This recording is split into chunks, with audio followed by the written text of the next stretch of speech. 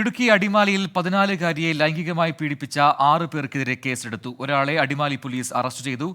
ഒഴുവത്തടം സ്വദേശി രഞ്ജിത്ത് ജോർജാണ് അറസ്റ്റിലായത്. കേസിൽ പ്രായപൂർത്തിയാകാത്ത 2 പേരെ കൂടി കസ്റ്റഡിയിലെടുത്തിട്ടുണ്ട്. വീട് വിട്ടുപോയ പെൺകുട്ടിയെ പോലീസ് കണ്ടെത്തി മൊഴി എടുത്തപ്പോഴാണ് പീഡന വിവരം പുറത്തറിഞ്ഞത്. ഇടുക്കിയിൽ നിന്ന് രാഹുൽ വിജയ് നൽകും വിവരങ്ങൾ.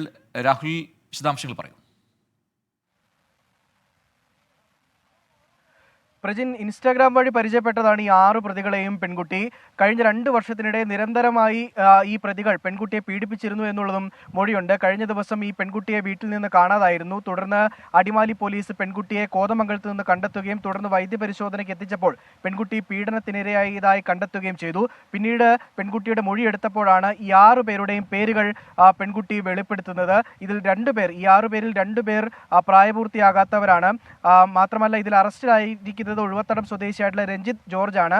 ഇനി മലപ്പുറം സ്വദേശിയായിട്ടുള്ള ഒരാളെയും അതുപോലെ തന്നെ പൂയംകുട്ടി സ്വദേശികളായ 2 പേരെയും പോലീസ് തിരയുകയാണ്. ഇവരെയും ഉടൻ പിടികൂടുമെന്നുള്ളത് പോലീസ് വ്യക്തമാക്കിയിട്ടുണ്ട്.